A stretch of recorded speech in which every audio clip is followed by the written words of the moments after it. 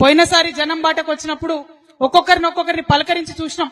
మా పొలం కుదవబెట్టుకున్న మా దళారుల దగ్గర డబ్బులు వచ్చేంత వరకు కూడా పొలం రాదు.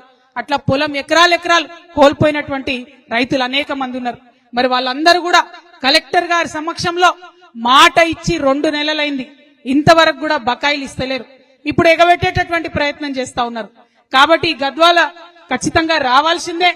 వచ్చి ఇక్కడి నుంచి నేను ప్రభుత్వానికి హెచ్చరిక చేస్తా ఉన్నా, కరెక్ట్ వారం రోజుల టైంలో ఏదైతే మా సీడ్పత్తి రైతులకు బకాయి ఉందో ఎటువంటి కొర్రీలు లేకుండా అవి మీరు విడుదల చేయాల్సిందే.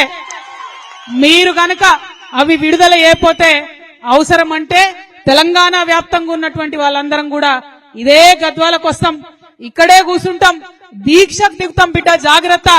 మరి ఎవరైనా సరే, ఏ రాజ్యమైనా సరే 2 అన్నలకు భయపడుతుంది. ఒకటి అడవిలో ఉండే అన్నకు, ఇంకోటి రైతన్నకు. అంతేనా? ఇవాళ అడవిలో ఉండే అన్నలకు భయపడుతున్నారు కాబట్టే వాళ్ళని కర్కశంగా అణిచివేసే ప్రయత్నం చేస్తా ఉన్నారు.